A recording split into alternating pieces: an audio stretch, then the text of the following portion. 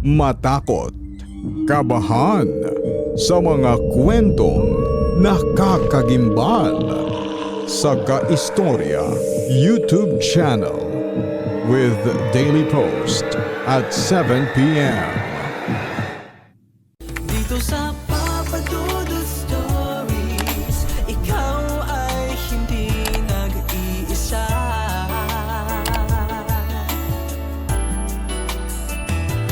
Dito sa Papa Dudut Stories, may nagmamahal sa'yo. Papa Dudut Stories. Papa Dudut Stories. Dear Papa Dudut, sa lahat po ng mga nakatutok ngayon, huwag pong kalimutan mag-like, mag-share at mag-subscribe. Maraming salamat po sa inyong lahat.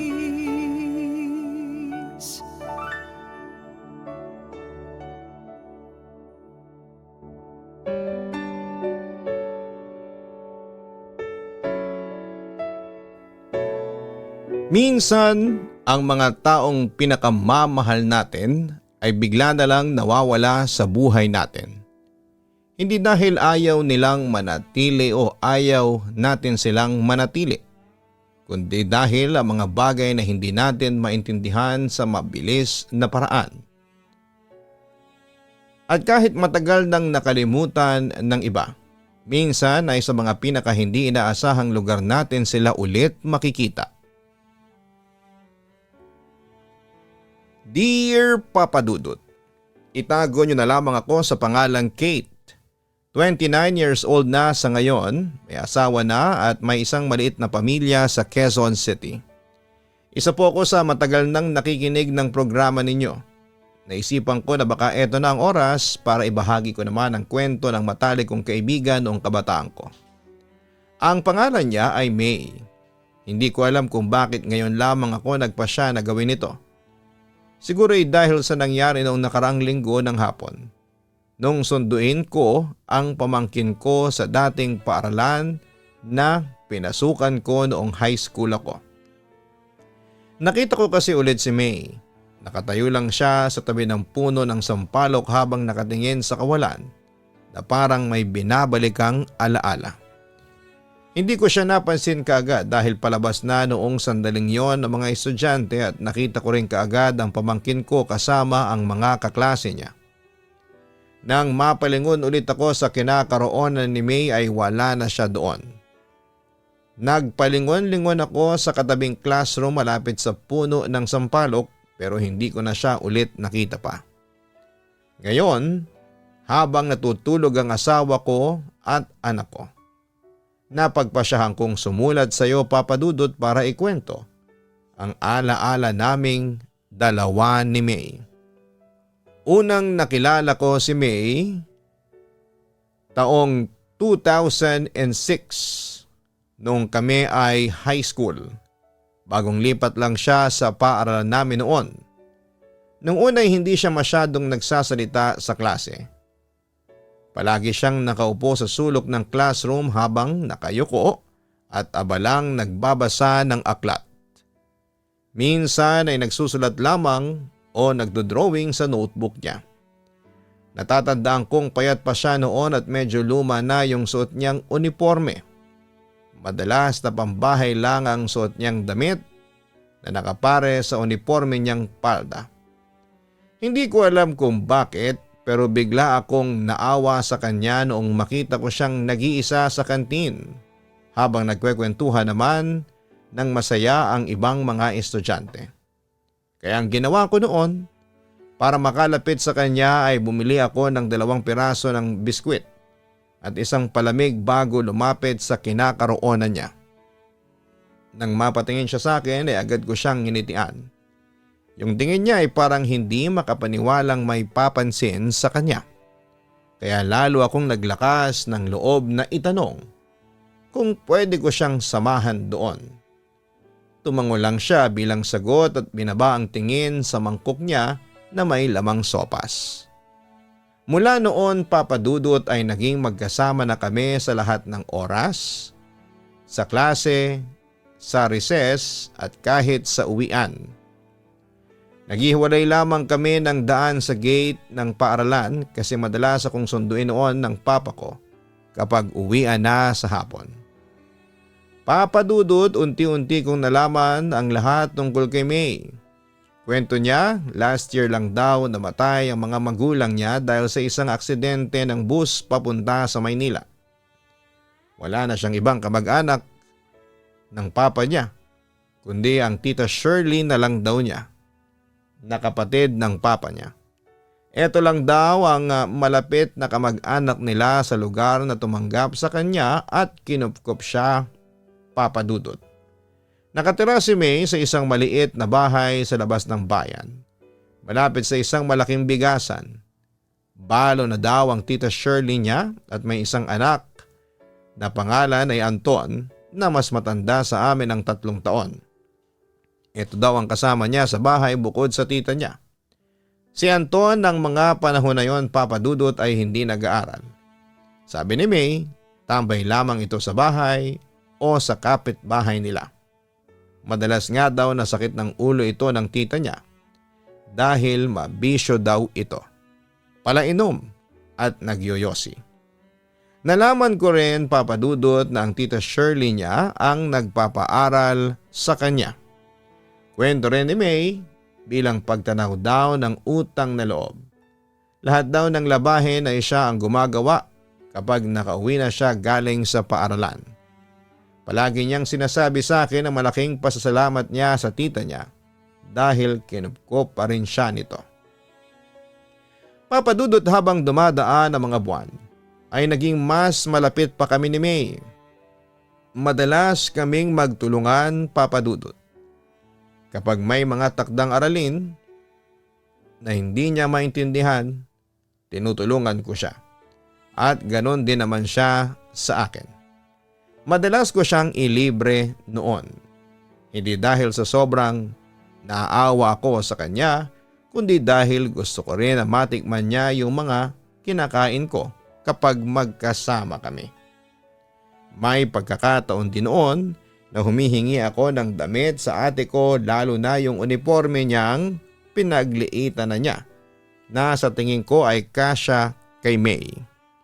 Malinaw pa nga sa alaala ko ang saya niya noong iabot ko yung plastic na may 2 uniforme at ilang sando. Natuwa siya ng sobra. Sabi pa nga niya, hindi na raw siya mahihiya pang pumasok dahil may mga bagong damit na siyang masusuot. Ang nakakatuwa sa kanya, Papa Dudut, ay napaka-giver din niya. Tuwing tanghali kasi kapag lunchtime na, yung baon niya lagi niyang nilalagyan ng extra ulam para sa akin. Binibigyan niya ako ng mga pagkain na minsan ay luto niya at madalas ay luto ng tita niya. Sabi niya, noong nalaman daw ng tita niya na may kaibigan siyang babae, lagi daw siyang pinapabaunan ng dagdag na ulam para ibigay sa akin. May pagkakataon noon, Papa Dudut, na inimbita ako ni May na pumunta sa bahay nila para makilala ko raw ang tita Shirley niya at para din daw makita ko kung saan siya nakatira. Hindi na ako nagkatubiling pumayag dahil gusto ko rin talagang makita ang bahay nila. Natatandaan kong Sabado ng umaga yon. Agad akong nagpaalam sa mama at papa ko na pupunta ako sa bahay nila May dahil may gagawin kaming project. Pinayagan naman nila ako basta daw hindi ako gagabihin sa pag-uwi. Excited ako noon dahil may gusto din po akong ibigay na regalo para sa birthday ni May para sa susunod na linggo. Simple lang naman yung regalo ko noon. Isang maliit na diary na may kulay rosas na takip at isang set ng lapis na may iba't ibang kulay. Nagkita kami sa school noon para sabay na kaming pumunta sa bahay nila, Papa Dudut. Natatandaan kong sumakay kami ng jeep, pagkatapos ay naglakad pa kami ng ilang minuto papunta sa kanila. Papasok yon sa isang maliit na eskinita sa likod ng isang palengke na may malaking bigasan. Doon ko nakita na maliit lang pala ang bahay nila at gawa sa kahoy. at may maliit na bakuran. Nang makarating kami sa pintuan ay agad kaming sinalubong ng medyo may edad na babae. Pakilala ni May na si Tita Shirley daw niya yon. Nakangiti itong pinapasok kami, Papa Dudut. Ikaw na ba ang kaibigan ni May na lagi niyang binabanggit? Naalala ko pang tanong sa akin noon habang paupo ako sa upuan nilang gawa sa kawayan. Hindi nagtagal ay habang kinakausap ako ng tita ni May. May isang lalaki na bigla na lang pumasok. Pabalibag na binuksan yung pintuan.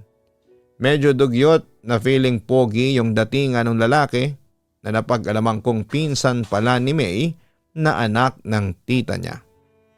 Pangalan ay Anton. Nagkatinginan pa nga kami, Papa Dudut. Hindi siya ngumiti at hindi man lang kami binate. Basta tumingin lamang siya sa amin ng ilang segundo bago umupo sa isang upuan sa tabi ng maliit na TV. Kumuha ito ng isang lata ng beer mula sa plastic na nasa silong ng mesang maliit na nasa harapan nito. Anton, huwag mong ubusin yan. Umagang umaga pa lang. Sigaw ni Tita Shirley. Tumikhim lang si Anton at binalik ang tingin sa telebisyon. Habang si Tita Shirley naman ay nagpaalam na pupunta muna ng kusina para magluto daw ng kakanin sa kusina para may mailako daw ito at ang iba raw ay imemeryenda namin. Sinamahan ko si May sa kwarto niya para maibigay ko na rin sa kanya ang regalo ko. Napansin kong malit lang ang kwarto niya pero maayos. May nakatuping banig unan at kumot sa tabi at may isang mesa na puno ng aklat at lapis. May isang maliit na picture frame na may mga larawan ng sa tingin ko ay mga magulang niya. May pagkakataon pa nga ng sandaling yon, Papa Dudut, na habang nag-uusap kami ni May ay biglang pumasok sa kwarto yung pinsan niya nang hindi man lang magpasintabi. Palibasa kasi ay kurtina lang ang nagsisilbing harang doon. Oy May, sabi niya habang nakatingin sa kaibigan ko. Pagkalapit ay hinawakan niya ang balikat ni May, Papa Dudut. Baka naman may pera ka dyan. Pengi nga. Wala akong pera, Kuya Anton. Kay tita ka na lang humingi, sagot ni May. Pero tumawa lang si Anton bago tumingin sa akin. Saka ngumiti ng kakaiba. Oy, kaibigan ka ni May, di ba? Baka naman may pera ka dyan. Bigyan mo nga ako. O gusto mo, pasayahin kita. Mura lang ako sa serbisyo ko. Noong time na yon, Papa Dudut, dahil bata-bata pa ako ay agad akong nakaramdam ng takot. Napatayo ako at tinawakan ang kamay ni May pero nakahinga ako ng maluwag nang umalis din ito. Siguro ay nakaramdam na wala talaga kaming maibibigay na pera sa kanya. Mula nang pumunta ako sa bahay nila makalipas ang isang araw bago dumating ang Lunes, pasukan ay napansin ko na parang may nagbago na kay May. Lagi ko napapansin na balisa siya habang may klase. Madalas ko kasi siyang napapansin na nakatingin lang sa bintana habang nakikinig ang lahat sa teacher na nasa harapan. Napansin ko rin ang ilang araw na pagpunta niya sa likod ng CR pagkatapos ng klase. Noong sinubukan ko siyang sundan, doon ko nalaman na doon niya ginagawa ang pag-iyak para hindi siya marinig ng iba. Simula nang makita ko siyang ganon, Papa Dudut, ay lagi ko siyang sinusubukang kausapin pero palagi siyang umiiwas. At sinasabing ayos lamang daw siya. Lagi din niyang sinasabi na huwag akong mag-alala. Ayos lang daw talaga siya. Palagi ko rin siyang pinapaalalahanan. Natawagan ako o puntahan ako sa bahay kung may ginagawa man si Anton na hindi maganda sa kanya. Ipinagtapat ko rin sa kanya na nababastusan ako doon sa pinsan niya. Lalo na sa kung paano ito makatingin sa kanila. Katunayan, Papa Dudut, paulit-ulit kong sinasabi noon kay May na huwag niyang hayaan na saktan siya ng kahit na sino, na lumaban siya kung kinakailangan.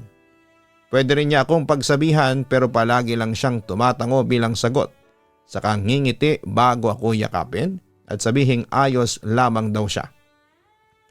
Natatandaan ko pang sabi niya, hindi raw niya kayang manakit pabalik sa taong kumugkop sa kanya. Doon ko napagtantong baka nagkaroon sila ng alitan ng tita niya. Pero sinosolo lamang niya noon ang tungkol doon, Papa Dudut. May araw noon na recess namin, inaya ko si May na kumain sa paborito naming lugar sa paaralan. Doon sa maliit na green park sa gilid ng classroom namin. May mga mesa at upuang gawa ng kahoy doon. Kaya isa yon sa madalas na tambayan ng mga tulad naming estudyante tuwing break time. Nang sandaling yon, wala kaming kasamang maraming estudyante. Karamihan kasi ay nasa kantin. Habang kumakain kami, bigla siyang tumigil sa pagkain. Hanggang sa napansin kong umiyak na siya. Kaya agad akong lumapit sa kanya at hinawakan siya sa kamay. Anong nangyari, May? Mahinahon kong tanong habang naguguluhan. Niyakap ko siya at pinakalma. Nang medyo kumalma na siya, sinabi niya sa akin ang lahat na ilang araw na raw siyang hinahawakan ni Anton sa maselang bahagi ng katawan niya tuwing wala sa bahay ang tita Shirley niya. At nang sinubukan daw nitong magsumbong sa tita niya sa halip na siya raw ay ipagtanggol nito. Mula sa masamang gawain ng anak nito ay si May pa raw ang sinampal at sinabihang nagsisinungaling. Simula raw ng gabing yon ay lalong lumala ang pagtrato sa kanya ng tita niya. Minsan daw ay hindi na siya pinapakain. May araw daw na nagdadala si Anton ng mga kaibigan sa bahay at doon nakikitulog kaya madalas siyang pinapahiga sa sahig ng kusina at doon na pinapatulog. Hindi ko na alam kung ano ang gagawin ko, Kate, sabi niya habang yakap-yakap ako. Hindi ko alam ng mga sandaling yon kung ano bang dapat kong sabihin.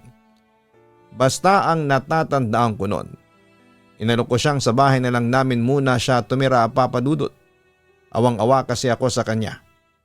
Grabing hirap ang dinanas niya sa bahay nila at wala naman akong magawang tulong para sa kanya bilang kaibigan dahil bata pa kaming pareho.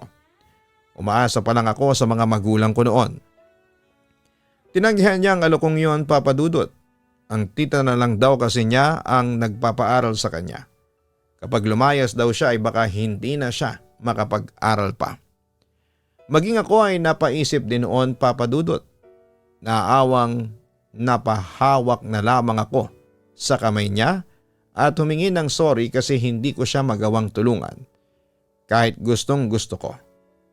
Natatandaan ko pa ngang sabi niya na pagtitiisan na lang daw muna niya hanggang sa makatapos siya ng high school. Saka na lang daw siya hahanap ng trabaho at malilipatan. Nakiusap siya sa akin na walang dapat makaalam ng sekreto niya. Kaya kahit na gusto kong magsumbong sa mga magulang ko noon patungkol sa sitwasyon ng kaibigan kong si May, ay hindi ko na lang ginawa pa, Papa Dudut. Pinilit ko rin siyang mangako noon na magsasabi siya sa akin kapag may hindi magandang ginawa sa kanya, yung magnanay. Ginawa naman niya bago kami magpatuloy sa pagkain. Natatandaan kong araw ng Biyernes ng umaga noon. Hinihintay ko siya sa school pero hindi siya dumating. Inakala ko noon na baka sa Lunes papasok na pero dumating ang araw ng Lunes hanggang Martes at Miyerkules ay wala pa rin si May. Hindi pa rin siya pumapasok. Doon na ako nagsimulang mag-alala ng sobra, Papa Dudut. Wala rin naman akong maisip na paraan para makontak siya noon dahil hindi pa siya nagkakaroon ng sariling cellphone. Ang paraan lang talaga na makita siya ay puntahan na lang sa bahay nila. Pero alam kong kukwestiyonin ako ng tita o pinsan niya kung anong ginagawa ko roon. Kaya kinakailangan ko ng mas matinding alibay. Pagkatapos ng huling subject namin ng hapon ay mabilis na akong lumabas ng classroom at bumiyahe papunta kina May. Naihanda ko na rin ang mga notebook na ipapahiram ko sa kanya para kahit papaano ay hindi siya mapag-iwanan sa mga lessons namin sa mga araw na wala siya. Nang marinig kong nagtanong si Sir Robert sa isa sa kaklase namin na si Janet tungkol kay May, dahil ito lang ang kabarangay ni May. Sabi daw ng tita ni May na sasabihin daw sa mga teachers na hindi muna makakapasok si May dahil may trangkaso at papasok na lang daw kapag gumaling na.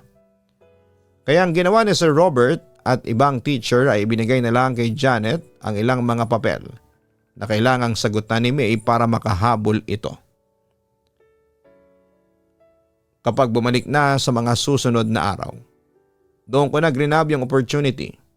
Nakiusap ako kay Janet na ako na lang ang magbibigay ng mga yon kay May. Agad naman siyang pumayag dahil marami pa daw siyang mga gagawin. Kasalukuyang dala-dala ko noon ang mga notebook at papel at isang maliit na plastic na may lamang sopas na binili ko pa sa labas ng school dahil yon ang paborito naming kaining dalawa tuwing uuwi ng hapon. Pero pagdating ko sa harapan ng bahay nila ay nakasalubong ko kaagad yung impacto niyang pinsan.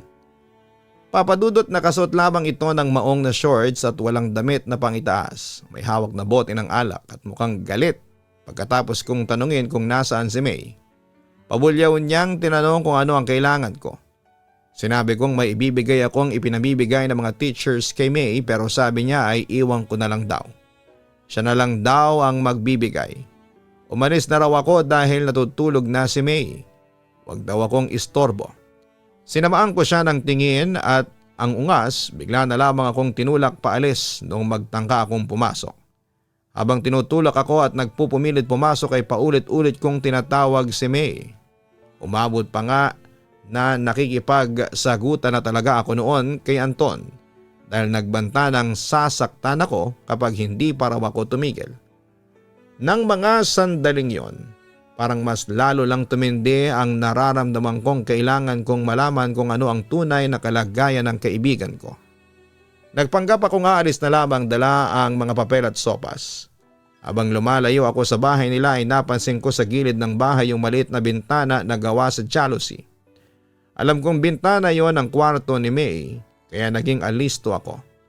Nang makakuha ako ng pagkakataon ay agad akong lumapit doon nang may pag-iingat para hindi ako makita ni Anton. Nang tuluyan akong makalapit, kinatok ko yon at pabulong na tinawag ko si May. Ilang segundo rin na wala akong narinig na sagot doon.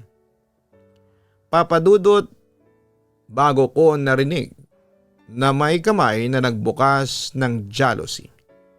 Pareho kaming nagkagulatan ni May ng sandaling yon nang makita namin ang isa't isa. Pero ako ang mas nagulat at hindi makapaniwala sa nakikita kong mukha niya na may mga pasa at ilang marka sa bandang leeg. Medyo may sugat din ang labi niya. Nahalata ko rin kakatapos lang niyang umiyak dahil sa namumula at namamasa niyang mga mata. Tinanong niya agad ako kung ano ang ginagawa ko raw doon. Halatang natataranta pa siya at napapalingon-lingon sa may pintuang kurtina lang ang pansara. Inutusan akong umalis na. Baka raw makita ako ni Anton. Kaagad ko namang sinabi ang sadya ko. Sabi niya ay narinig daw niya ako kanina pero hindi siya makasagot dahil sa takot. Ibinilin daw sa kanya na huwag siyang sasagot kahit sinong tumawag sa kanya dahil malalagot daw siya. Pinakiusapan ko siyang tumakas at itatakas ko na siya. Pero sabi niya ay hindi daw niya kaya. Nakatali ang mga paa niya. Sa pagkakataon na yon, papadudot ay awang-awa ako kay May. Parang ginawa nilang hayop ang kaibigan ko. Nakatali ang isang paa niya gamit ang makapal na lubid na nakakabit sa dulo ng isang malaking pako na ibinaon sa sahig. Dahil doon, mabilis akong kumilos at maingat na pinagtatanggal ang mga slats ng jealousy. Inabot ko sa kanya ang balisong ng kuya ko na lagi kong dala sa bag ko. Inutusan ko siyang patidin ang tali gamit yon at saka siya dumaan sa bintana para tumakas na. Umiiyak siyang umiling.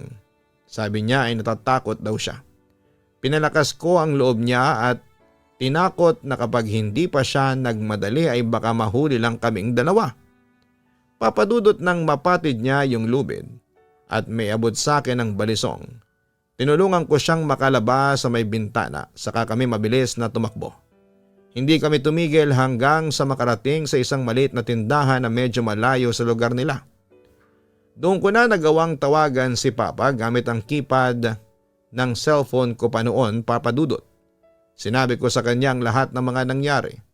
Ibinilin sa akin ni Papa bago patayin ang tawag na hintayin daw namin siya at magtago muna para hindi kami makita ng pinsan at tita ni May. Habang hinihintay ang pagdating ni Papa noon, tinanong ko si May kung paano siya humantong sa ganong sitwasyon. Habang pigil ang pag-iyak ay sinabi niya sa akin na noong isang araw daw ay hinanap ng tita Shirley niya ang pitaka nitong may lamang pera na ipambibili ng bigas. Nang hindi raw mahanap ay agad siyang pinagbintangan ni Anton na ninakaw daw niya ang pera. At kahit na umiiyak daw siya habang paulit-ulit na sinasabing hindi niya ginawa, hindi siya pinaniwalaan ng tita niya. Sinaktan daw siya ng mag-inang yon at hinayaang bugbugin siya ni Anton matapos makatikim ng mga sampalad sa bunot kay tita Shirley niya. Pagkatapos ay kinulong daw siya sa kwarto. Itinali ang paa niya na para daw hindi siya makatakas at hindi raw siya makakalabas hanggang sa ibigay niya ang pera na hindi naman niya ninakaw. Matapos niyang ikwento yon, Papa Dudut, ay parang nadurog ang puso ko sa pagpapahirap na ginawa sa kaibigan ko. Kaya ang tanging ginawa ko na lamang noon ay yakapin siya ng mahigpit. Umabot din sa kalahating oras bago dumating si Papa kasama ang ilang pulis. Sumama ako pabalik ng bahay nila May para ituro kung saan nakatira yung mag-ina dahil si May noon ay ipinunta sa malapit na klinik para gamutin. Nung nandun na kami sa bahay at kinausap na ng pulis si Anton, eksakto namang pagdating ng nanay nito. Sinubukan nilang tanggihan ang lahat ng akusasyon pero mas pinaniwalaan kami ng mga pulis. Dinampot sila at dinala sa presinto. Pero makalipas ang ilang oras matapos magamot si May at kinausap ng pulis, nagtaka ako nang biglang dinala kami ng pulis sa barangay hall. Ang sabi doon daw aayusin ang mga nangyari. Kumontra ako noon pero inawat ako ni Papa. Matapos akong naunang awatin ng pulis, yun daw ang pinili ng biktima. Kaya napatingin na lamang ako kay May na tahimik na nakayuko. Sa totoo lang ng mga sandaling yon, gusto ko siyang alugin para magising sa sobra niyang kabaitan. Pagdating doon, nagkanya-kanya kaming upo. Nag-usap-usap yung kapitan, sekretarya nito at isang pulis. Tinanong din nila ako at si Papa kung ano ang kinalaman namin doon at saka kami pinakwento. Pagkatapos ay sinunod naman nilang tinanong si May. Nagulat ang buong barangay nang marinig ang kwento niya tungkol sa mga nangyari. Hindi raw nila akalain na ang mabait na si Shirley ay kayang gumawa ng ganon sa isang bata. Habang nakaupo kami sa loob ng barangay hall ay patuloy lamang sa pag-iyak si May. Kung ako lang talaga ang magdidesisyon noon, Papa Dudut, gusto kong ipakulong kaagad ang mag-ina. Pero nung tumingin ako kay May, nakita ko sa itsura niya na naaawa siya habang nakatingin sa tita niyang nagkukunwaring umiiyak noong sandaling marinig ang sinabi ng kapitan na maaaring makulong ang mag-ina dahil sa mga ebidensyang nakita. Yun nga ay ang mga pasa at sugat sa katawan ni May at mga pahayag niya tungkol sa pang-aabuso ng dalawa dito. At kami naman ni Papa ang pwedeng maging testigo. Nang marinig nila na hanggang 7 taon o higit pa ang ilalagi nila sa kulungan, todong pagmamakaawa ang dalawa kay May. Ilang sandali pa'y biglang tumayo si May at lumapit sa tita niya. Hinawakan niya ang kamay nito at sinabing hindi na niya gustong ipakulong ang tita at ang pinsan niya.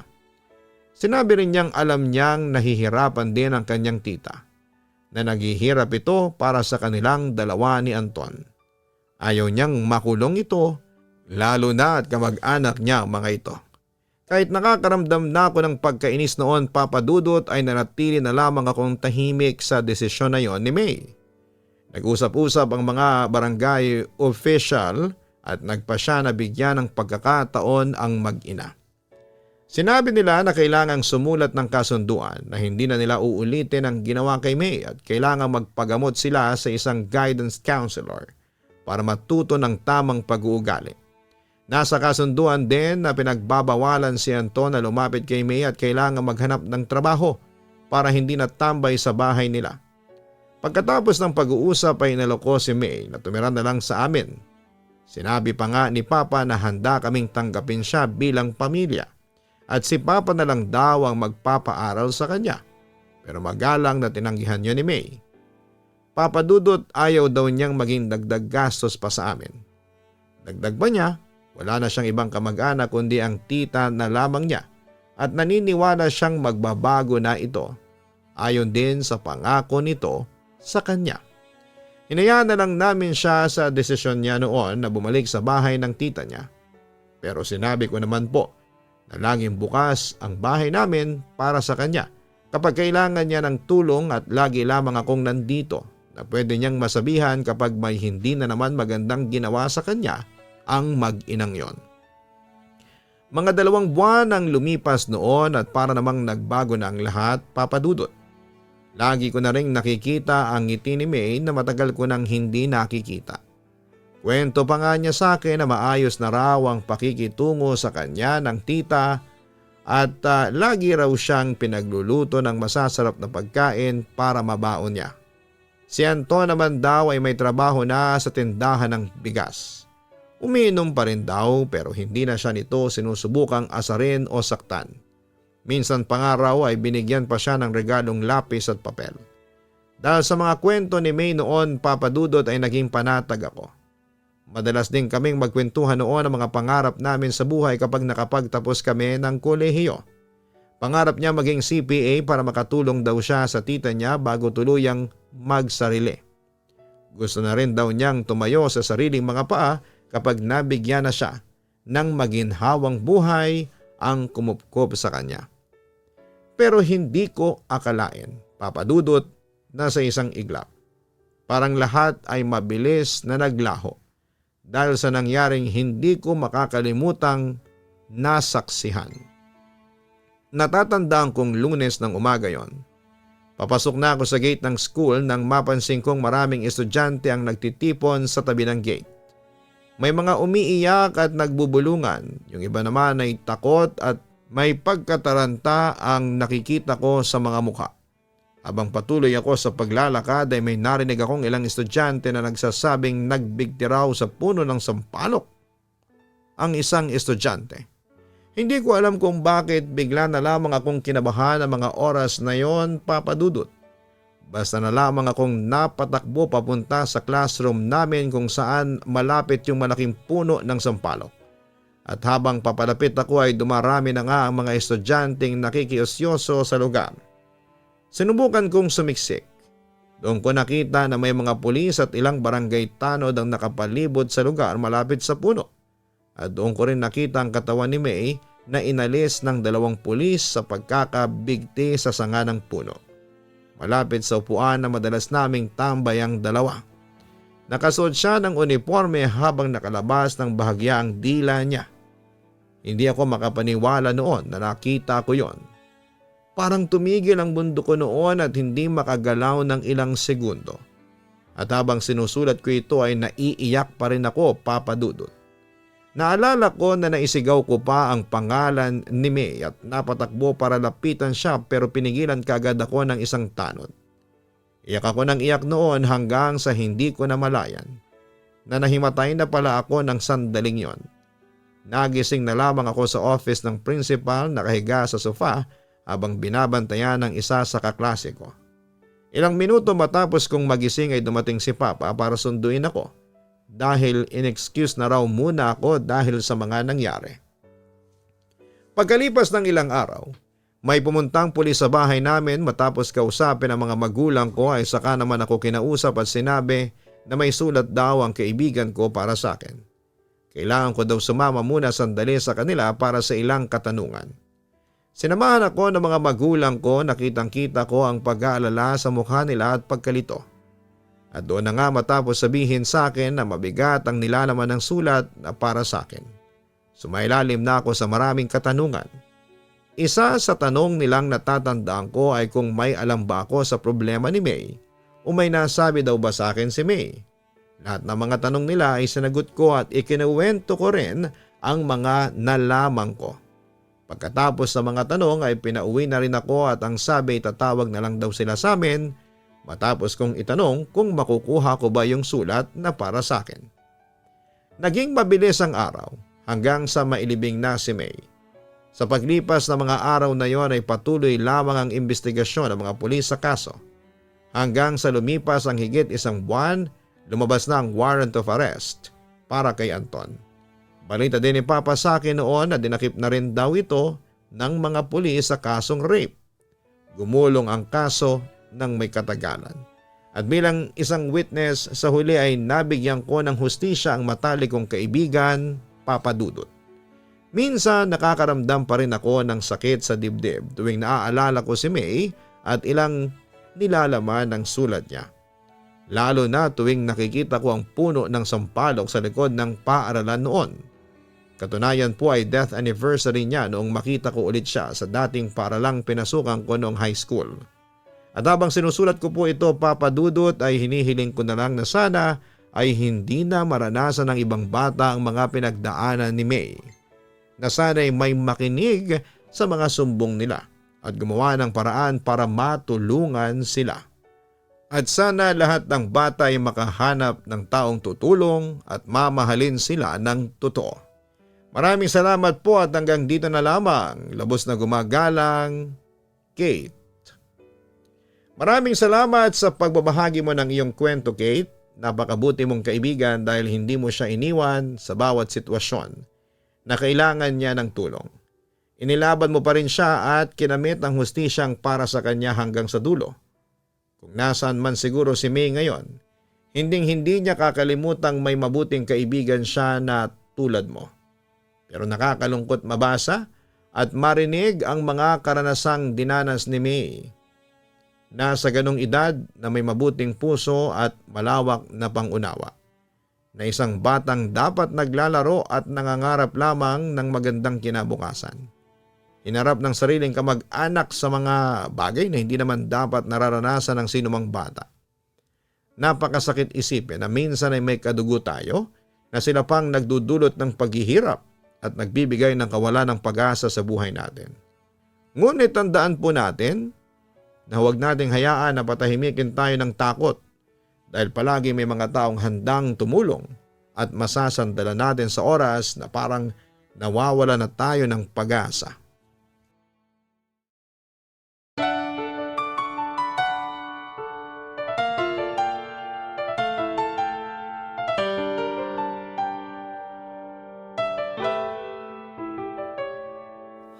Ang buhay ay mahiwaga,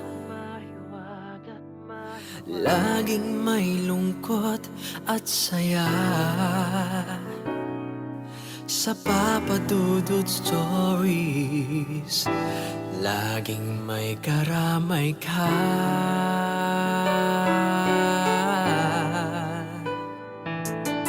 Mga problemang kaibigan, dito ay pakikinggan ka. Sa Papa Dudut Stories, kami ay iyong kasama.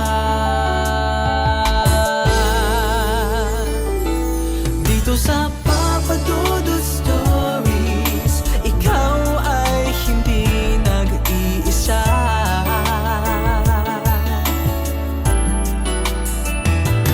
Dito sa Papa Dudut Stories, may nagmamahal sa'yo. Papa Dudut Stories, Papa Dudut Stories,